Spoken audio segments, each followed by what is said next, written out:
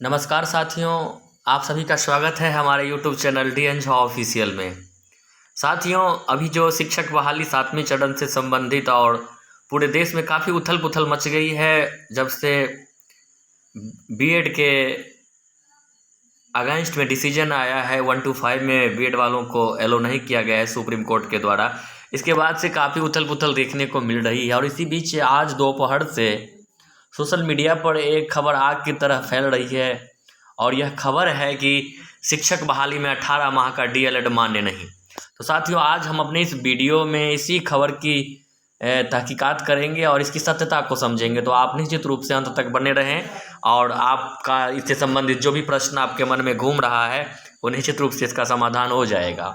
तो साथियों, ये है एक हेडिंग आप देख रहे हैं जो कि आज लगातार ये और इसके साथ एक और लेटर मैं दिखाऊंगा। ये भी दोनों लेटर सोशल मीडिया पर काफ़ी तेज़ी से ट्रैवल कर रहा है और अभ्यर्थी काफ़ी परेशान है।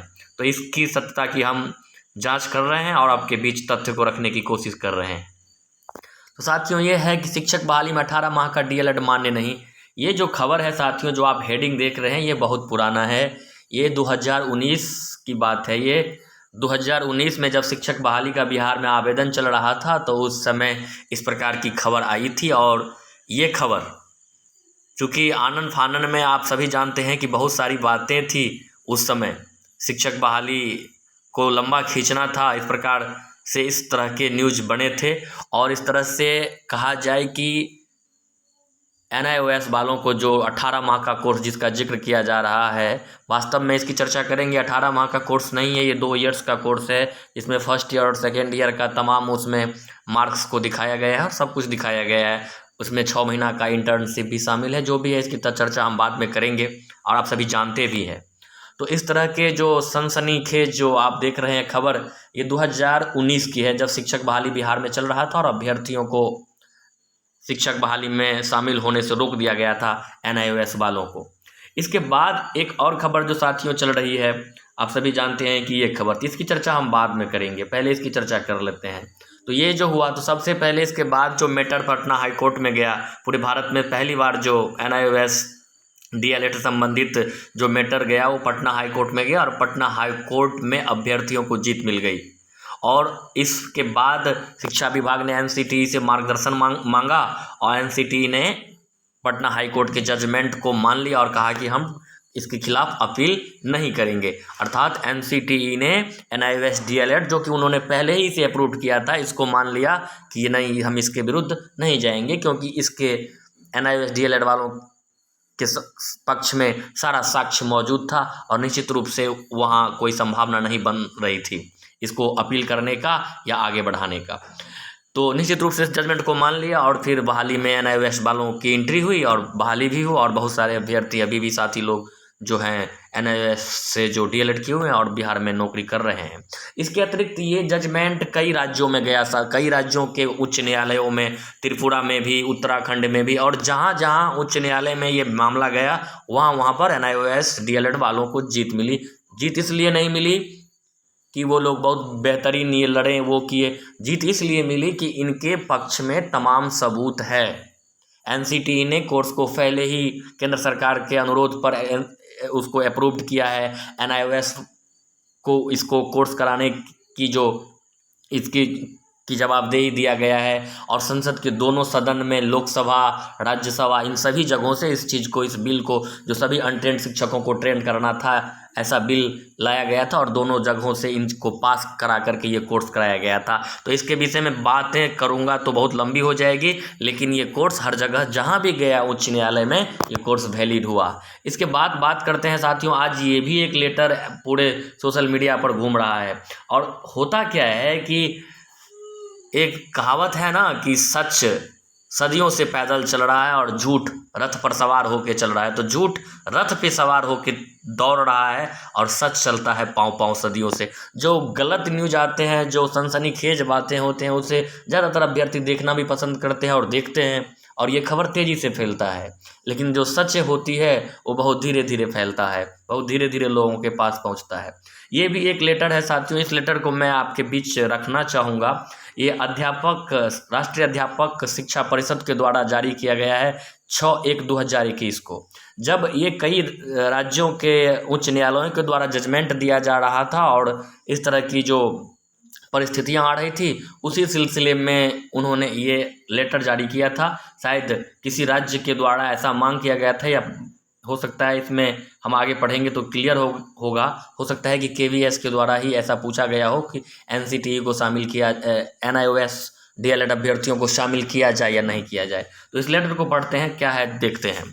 तो to the chief secretary all state UT government as per list, ये लेटर एनसीटीई के द्वारा सभी राज्यों के सचिव और सभी यूनियन टेरिटरीज अर्थात केंद्र शासित प्रदेशों के सचिव को जारी किया जा रहा है। सब्जेक्ट है validity of DElEd ODL programme conducting by NIOS for training of untrained in service elementary teachers. और इसका जो विषय है वो ओडीएल के माध्यम से जो डीएलएड प्रोग्राम किया गया एनआईओएस के द्वारा, उसके इन सर्विस टीचर के लिए इसके एलिजिबिलिटी से संबंधित बातें कह रहा है। Sir, I am directed to refer to Ministry of Education letter number FNO 1128 by 2020 1514 where in the following has been mentioned। अब इस लेटर का जिक्र कर रहा है साथियों। फर्स्ट पॉइंट कह रहा है the verdict of honourable high court of Bihar letter dated 16/11/2020 received from Uttarakhand NOS DElEd TET teacher association on the subject mentioned above copy enclosed. It has been requested that teachers of Uttarakhand who have completed DLED course from NIOS ODL may be made eligible to apply for new vacancies declared by the state in the line of state of Bihar। ये कह रहा है कि Patna high court के द्वारा जो 16/11 को जो जजमेंट आया है, उस जजमेंट को दिखा करके NIOS DElEd teacher association Uttarakhand की बात हो रही है कि वो लोग भी अब अपने आप को उस बहाली में, उत्तराखंड में तत्कालीन बहाली चल रही थी उसमें शामिल करने की मांग कर रहे हैं, इसके विषय में कह रहा है।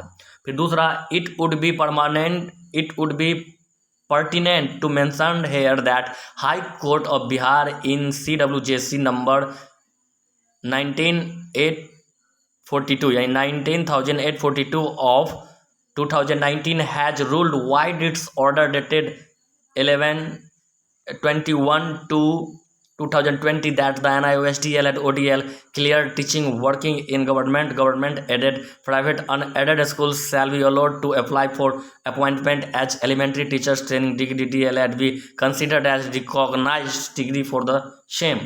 Further, this department and NCT accept this decision of Honorable High Court and decided not to file any appeal against this decision। ये कह रहा है कब इसके आधार पर जो पटना हाई कोर्ट का जजमेंट है, उस जजमेंट जो कि 21/2/2020 को आया हुआ है एनआईओएस डीएलएड के संबंध में, तो जो भी गवर्नमेंट टीचर हो या गवर्नमेंट एडेड स्कूल के टीचर हो या प्राइवेट स्कूल्स के टीचर हो, ये सब अगली बहाली में टीचर के अपॉइंटमेंट में इस डिग्री को रिकॉग्नाइज्ड करने के लिए कह रहे हैं। और फर्दर इसके बारे में कह रहा है कि this department NCT accept this decision, और एनसीटी ने पटना हाई कोर्ट का जो जजमेंट था जिसमें इन सबको एलो किया गया था, उसे वो एक्सेप्ट कर लिया है और वो इसके विरुद्ध कोई भी अपील फाइल नहीं किया है। ऐसा एनसीटी सभी राज्यों और केंद्र शासित प्रदेशों को डायरेक्ट कर रहा है, दिशा निर्देश दे रहा है। तीसरा पॉइंट है साथियों, therefore in this backdrop it's requested to issue a clarification to all states and UTs those candidates who have completed the DLED course of NIOS ODL may be given opportunity to apply for fresh recruitment at par with the other DLED candidates subject to adherence to all the other criteria and qualification requirements such as passing of TET, etc.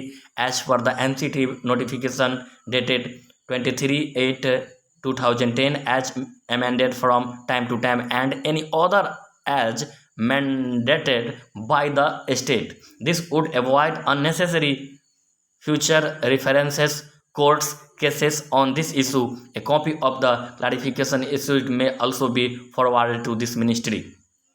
अब तीसरा बहुत महत्वपूर्ण point कर रहा है साथियों कि ये कह रहा है कि ये जो व्यवस्थाएं होती है तो इस सभी को ध्यान में रखकर मैं सभी इसको कह रहा है कि सभी स्टेट और यूनियन टेरिटरीज को एनसीटी निर्देश कर रही है कि भविष्य में इस प्रकार की जो केस होंगे हर राज्य में, ये होंगे, इस सब को दूर करने के लिए एक क्लैरिफिकेशन जो नोटिस है वो एनसीटीई जारी करती है सभी राज्यों और केंद्र शासित प्रदेशों को कि आप दूसरे डीएलएड के समतुल्य इस डीएलएड को भी मानिए, और इसके अतिरिक्त जो भी उसका और क्राइटेरिया है कि टीईटी का जो क्राइटेरिया है कि उसको टीईटी पास करना होना चाहिए, और भी जो क्राइटेरिया है नियुक्ति से संबंधित वो भी फुलफिल वो करें, बशर्ते कि उसका डिग्री मान्य है, लेकिन साथ साथ उसके अतिरिक्त जो भी क्राइटेरिया है उसको फुलफिल करें और उसे आप बहाली में मौका दे सकते हैं, ये कह रहा है। और उसमें बिल्कुल महत्वपूर्ण बात इंडिकेट किया है कि भविष्य में इस तरह की बात हर जगह जिक्र ना हो और कोर्ट में न जाए, उसमें अननेसेसरी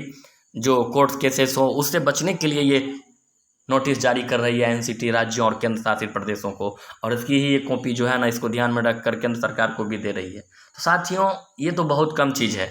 इसमें हम कहें कि मैं किसी का पक्ष नहीं ले रहा हूँ, मैं निष्पक्ष होकर इन चीज़ों को रख रहा हूँ। ये है कि जो भी भ्रामक तथ्य मार्केट में आ रहे हैं या यूट्यूब पर आ रहे हैं, आप सब उनसे बचें, अपने मन मस्तिष्क को शांत रखें और अपनी तैयारी की तरफ सभी साथियों से हम निवेदन करेंगे। जो भी अभी पीआरटी में बीएड वाले साथी वंचित हुए हैं 1 to 5 में, उनसे भी मेरा प्रबद्ध निवेदन है आपके सामने। एसटीईटी है और भी बहुत सारे एग्जाम्स आपके साथ आएंगे जीवन में, आगे भी बहुत सारी अपॉर्चुनिटी आपके पास आएंगे। आप निश्चित रूप से इन भ्रामक चीज़ों के से बचें और इन भ्रामक चीज़ों को शेयर करने से, देखने से बचें। क्या होता है कि भ्रामक चीज़ें ज़्यादा फैल रही है सही चीज़ों की अपेक्षा। इस कारण ये है कि हम सभी इन भ्रामक चीज़ों को प्रायोरिटी देते हैं। तो यही था, और भी बहुत सारे इससे संबंधित बहुत सारी बातें हैं। तो निश्चित रूप से NIOS डीएलएड की जो भी साथी हैं उनसे भी मेरा रिक्वेस्ट है कि आप इस तरह की खबरों से परेशान ना हो। अभी जो होना होगा वो होगा, और निश्चित रूप से जिसके पक्ष में साक्ष्य होंगे वो वैलिड ही होंगे, वो चाहे किसी भी कोर्ट में मैटर जाए, कहीं भी जाए। तो यही कहना चाहते थे, और बहुत वीडियो लंबा हो गया, मैं यहीं इस वीडियो को रोकना चाहूँगा। अगर आप सब इस चैनल पर नए हैं और ऑथेंटिक जानकारी शिक्षा विभाग से संबंधित और भी चीज़ जो एजुकेशन से संबंधित वीडियो भी मैं अपलोड करता रहता हूं, और कभी कभी आध्यात्मिक चीज़ें भी आपके बीच शेयर करता हूं, तो निश्चित रूप से आप सभी से करबद्ध प्रार्थना रहेगा कि हमारे चैनल को भी सब्सक्राइब कर लें। मैं जो भी ऑथेंटिक चीज़ होगा निष्पक्ष रूप से आपके बीच रखता रहूँगा। आप सभी को अंत तक देखने के लिए, मुझे सुनने के लिए बहुत बहुत धन्यवाद।